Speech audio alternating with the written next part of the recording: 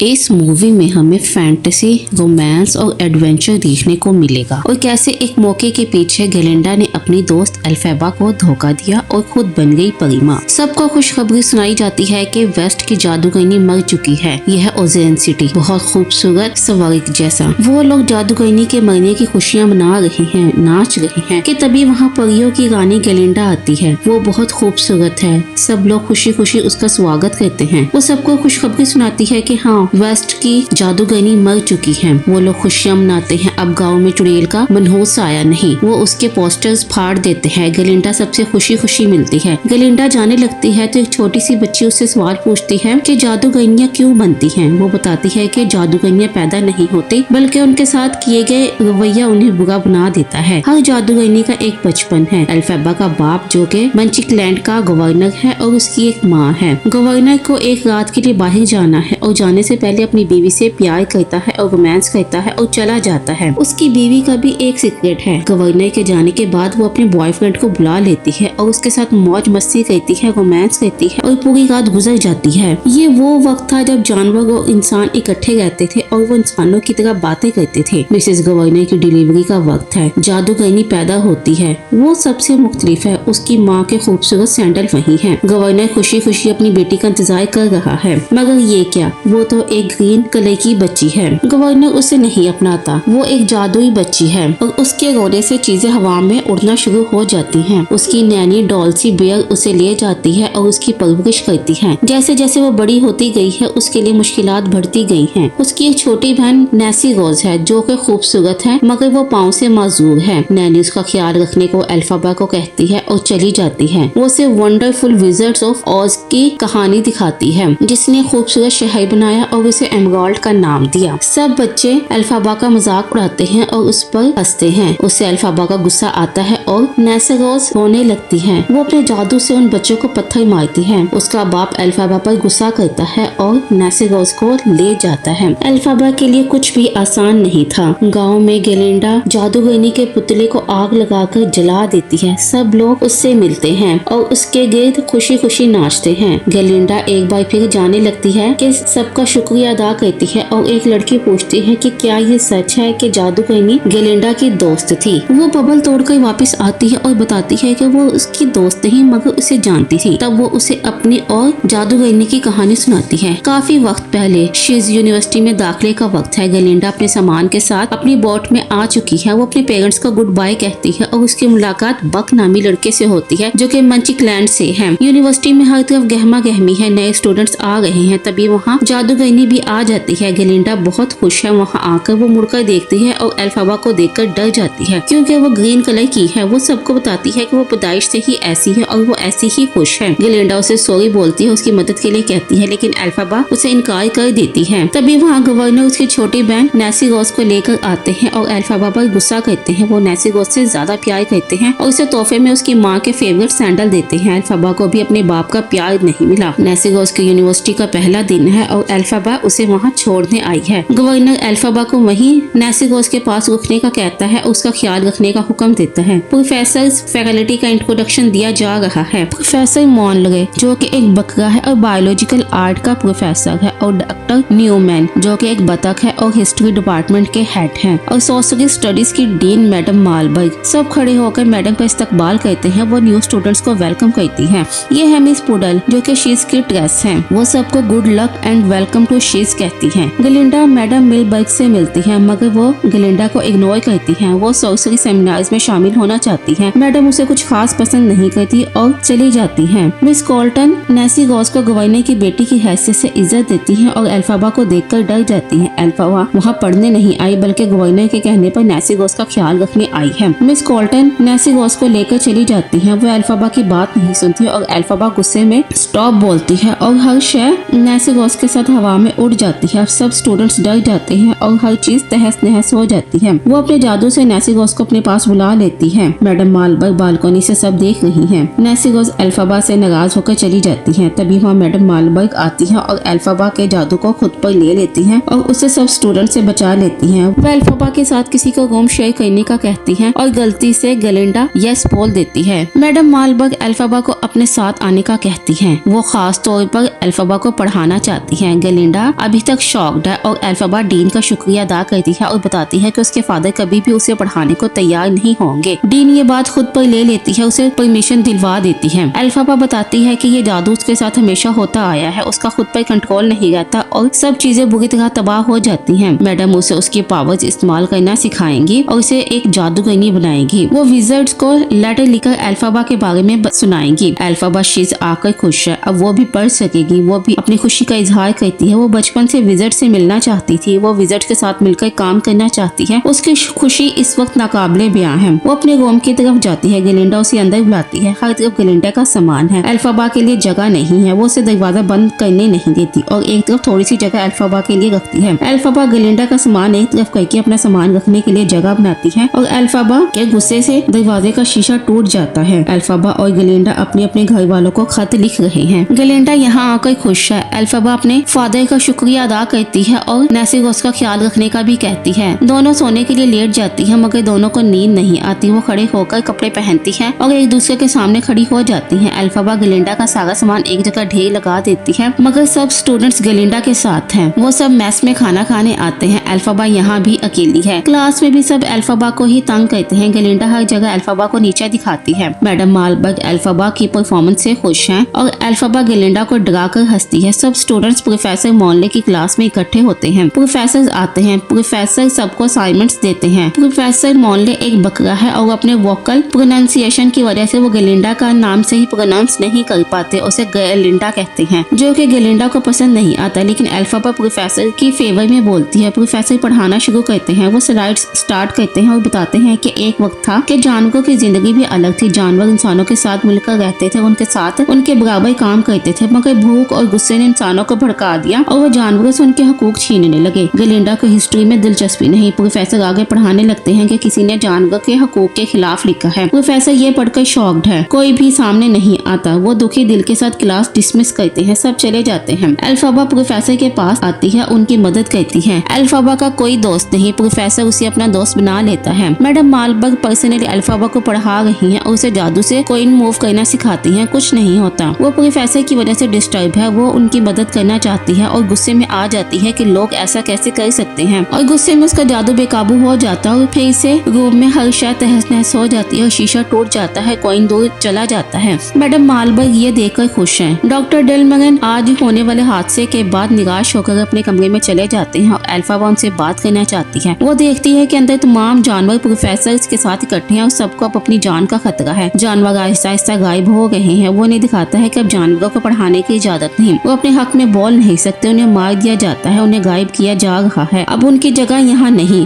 उन्हें अब बिल्कुल भी कबूल नहीं किया जा रहा। अल्फाबा को वो सब अपने जैसे लगते हैं। वो अल्फाबा की मौजूदगी महसूस करते हैं। प्रोफेसर उसे आवाज देकर अंदर बुला लेता है। वो प्रोफेसर और बाकी सब जानवरों की जिंदगी को लेकर फिक्रमंद है। वो प्रोफेसर को विजर्ड से बात करने का कहती है। अल्फाबा उनकी मदद करने का वादा करती है और प्रोफेसर उसे वहाँ से भेज देता है। तभी अल्फाबा की टक्कर एक घोड़े से होती है। ये शहजादा फेगो है जो कि शीज यूनिवर्सिटी का न्यू स्टूडेंट है और वो भी अल्फाबा के हर एक अंक को देखकर शॉक्ड है। गलिंडा प्रिंस फेगो को इम्प्रेस करना चाहती है। वो बेहतरीन लिबास पहनती है, खूबसूरत सैंडल्स और बहुत प्यारा सा मेकअप करती है और एकदम परफेक्ट नजर आती है। प्रिंस वहाँ मौजूद तमाम लड़कियों का क्रश है। गलिंडा फेगो से बात करने के बहाने के लिए उसके आगे पीछे फिर रही है कि जैसे ही प्रिंस गलिंडा को देखता है वो भी उसकी खूबसूरती से इम्प्रेस होता है। दोनों बात करते हैं। फेगो गलिंडा के पीछे जाता है। ये खूबसूरत मंजर शीज यूनिवर्सिटी की लाइब्रेरी का है जहाँ स्टूडेंट्स पढ़ रहे हैं। गलिंडा फेगो को यहाँ विजिट करवाती है। फेगो वहाँ कुछ फन करना चाहता है जो कि इल्लीगल है। वो बुक्स पर पाँव रखता है और सबकी किताबें खींच लेता है। लाइब्रेरियन मना करती है तो वो उनके साथ डांस करता है। लाइब्रेरी का माहौल बदल जाता है, जज्बात बदल जाते हैं और वो सबके साथ डांस करता है। सब उसके साथ नाचते हैं सिवाय अल्फाबा के। बिग गलिंडा के साथ ओज डस्ट की नाइट पार्टी में डांस करना चाहता है मगर गलिंडा उसका ध्यान नेसिगोस की तरफ करवाती है। वो उसके लिए नेसिगोस के पास चला जाता है और नेसिगोस को नाइट पार्टी के लिए इनवाइट करता है। फेगो गलिंडा के इस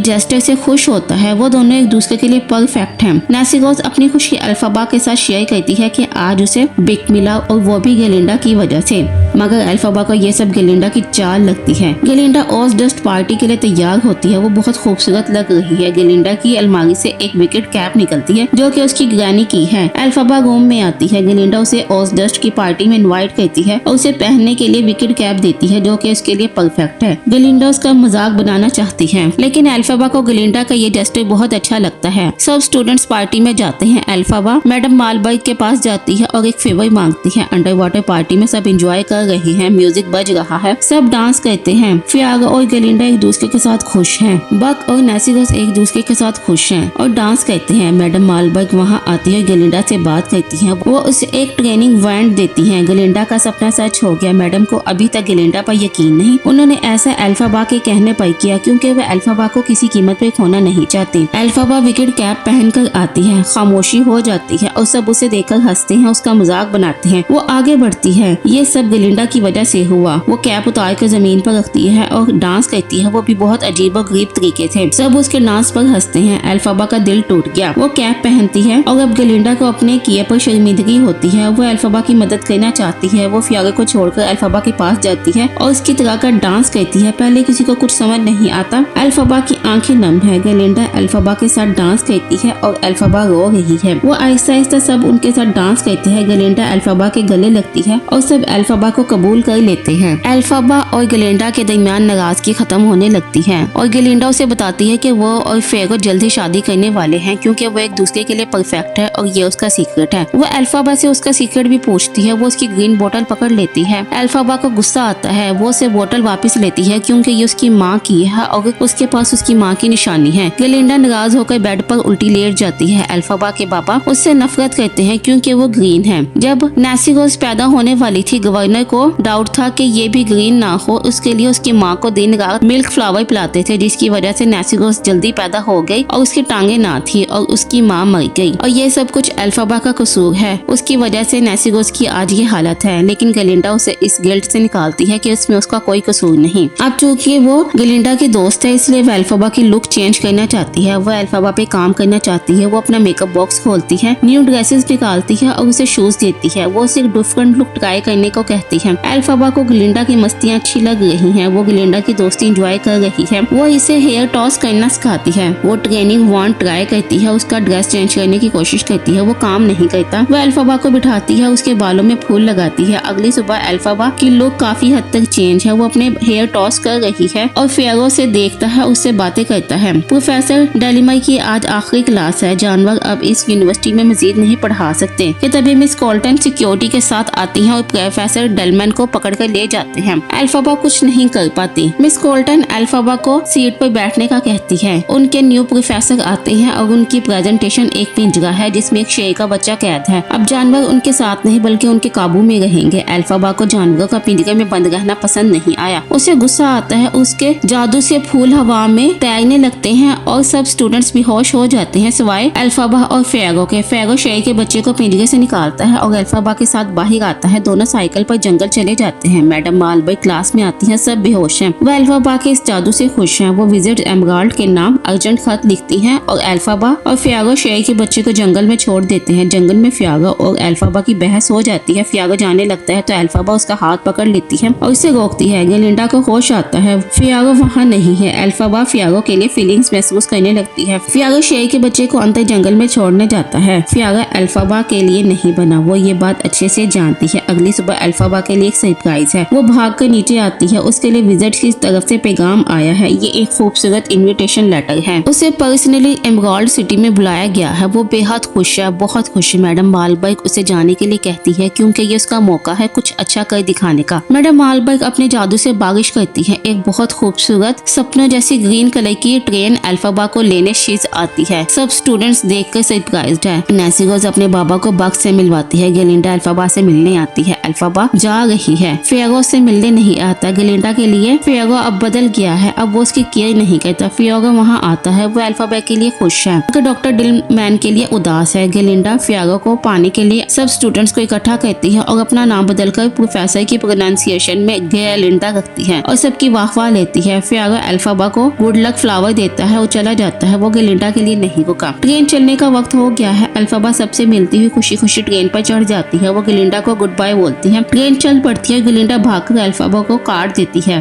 अल्फाबा कार्ड देखती है कि गलिंडा को भी उसके साथ जाना है। वो उसे अपने साथ चलने के लिए कहती है कि वो भी विजिट से मिल सकती है। पहले वो ना कहती है और फिर अल्फाबा का हाथ पकड़कर ट्रेन पर चढ़ जाती है। वो दोनों एमराल्ड सिटी जा रही हैं। ट्रेन स्टेशन पर रुकती है और उनका इस्तकबाल होता है। वहाँ की इमारतें बहुत खूबसूरत है, हर चीज में ग्रीन कलर है, लोग खुशी खुशी नाच रहे हैं। दोनों के लिए एक फैंटेसी से भरपूर जादुई दुनिया है। उनके लिबास भी ग्रीन टच दिया जाता है। वो वर्ल्ड बेस्ट स्टेज शो देखते हैं और एक खूबसूरत एक्ट के जरिए विजिट सामने से नजर आता है। वो दोनों विजिट से मिलने महल जाते हैं। इन्विटेशन कार्ड दिखाकर दोनों अंदर दाखिल होते हैं। सामने एक वानर सिपा सलार चिश्ती खड़ा है जो उन्हें अंदर ले जाता है। अंदर वानगो की पूरी फौज अलर्ट खड़ी है। अल्फाबा घबराई हुई है। गलिंडा उसके साथ है। विजिट एक खौफनाक बड़े से स्टैचू से बोलता है। वो बहुत खौफनाक है। वो अल्फाबा से बात करता है और उसका नाम पूछता है। वो अपना नाम बताती है कि तभी वहाँ एक आदमी आता है। असल में वो विजिट है जो लोगों के सामने नहीं आता। वो जादू से अल्फाबा को एक कोइन देता है। वो उन्हें आने वाला और सिटी दिखाता है जो कि उसने खुद बनाया है और वो बहुत खूबसूरत है। वो सड़कों का रंग उनके कहने पर येलो कर देता है और उसे अपना फ्यूचर महल दिखाता है। अल्फाबा के दिल की ख्वाहिश हुकूमत करना नहीं बल्कि जानवरों के लिए कुछ करना है। वो मदद के लिए कहती है। अल्फाबा को विजिट उसके रोशन मुस्तकबिल की एक झलक दिखाता है और इसे एक छोटी सी गुड़िया देता है जो कि सब्ज रंग की बिल्कुल अल्फाबा जैसी है। तभी वहाँ मैडम मालबर्ग आती हैं। अल्फाबा उन्हें वहाँ देखकर खुश है। चिश्ती उनकी मुकद्दस जादुई किताब ग्रीमोरी से चादर उठाता है। अल्फाबा ग्रीमोरी को पढ़ना चाहती है। वो खुद को साबित करना चाहती है क्योंकि विजिट उसे नहीं पढ़ सकता। वो किताब खोलती है। उसके सामने किताब के सफ़े पलटे जा रहे हैं और हवा में जादू से उड़ने का मंत्र सामने आता है। विजिट चिश्ती को बुलाता है और अल्फाबा को बताता है कि इसे उड़ने का बहुत शौक है। ग्रीमोरी की जुबान सिर्फ अल्फा ही समझ पा रही है। वो स्पेल पढ़ना शुरू करती है। चिश्ती तड़पना शुरू हो जाता है। जैसे ही मंत्र खत्म होता है चिश्ती तड़पता हुआ नीचे गिर जाता है और उसकी कमर पर पंख उगना शुरू हो जाते हैं। वो सख्त तकलीफ में है कि एकदम चिश्ती हवा में उड़ता है और उड़ता उड़ता एकदम नीचे गिर जाता है। अल्फाबा उसे तकलीफ में नहीं देख सकती। वो जादू को उल्टा करना चाहती है मगर कोई तरीका नहीं। वो बाहर जाकर देखती है कि वानरों की पूरी फौज तड़प रही है और उनके पंख निकल रही हैं और ये सब वानर जासूस बनने के लिए परफेक्ट हैं। वो सब अल्फाबा को समझाने की कोशिश करते हैं वो मगर समझना नहीं चाहती। वो जानवरों की बर्बादी को नहीं देख सकती और जान जाती है कि जानवरों को खत्म करने के पीछे विजिट और मालबर्ग हैं। वो लोग ग्रीमोरी को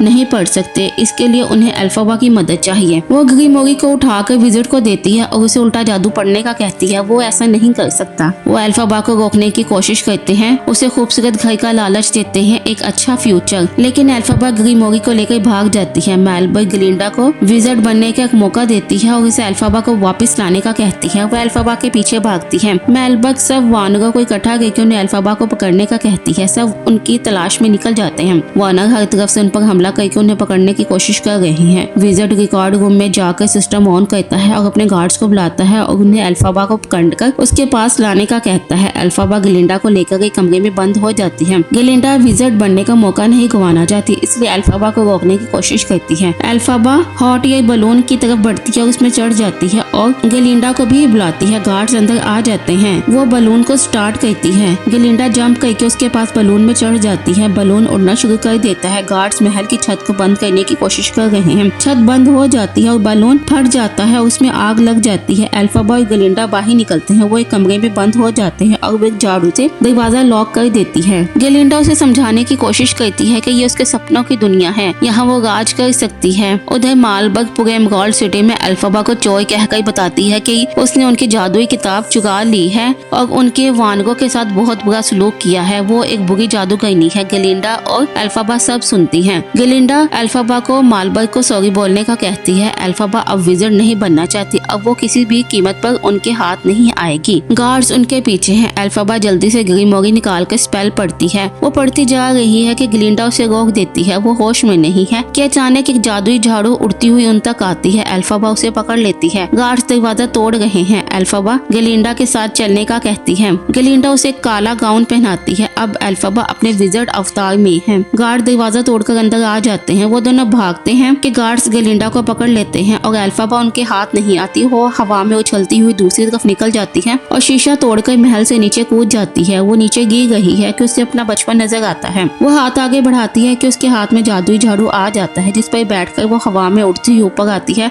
और गार्ड्स को धमकाती है। उसके पीछे वानरों की फौज है वो उनको अपने पीछे उड़ाती हुई वापस मोड़कर वानगो को गार्ड्स के ऊपर धकेल देती है और खुद 2 बादलों में निकल जाती है। उधर शीज में भी एल्फाबा को चोर घोषित किया जाता है, जिसे सुनकर सब परेशान हैं। मालबर्ग गेलिंडा से हाथ मिला लेती है। फेरो एल्फाबा की तलाश में निकल जाता है और दोस्ती में धोखे ने एल्फाबा का दिल तोड़ दिया और उसका जादू पूरे एमगार्ड सिटी को अंधेरे में डुबो देता है और बर्बाद कर देता है। मालबर्ग गेलिंडा को ले जाती है और एल्फाबा दूर पहाड़ों में निकल जाती है। To be continue.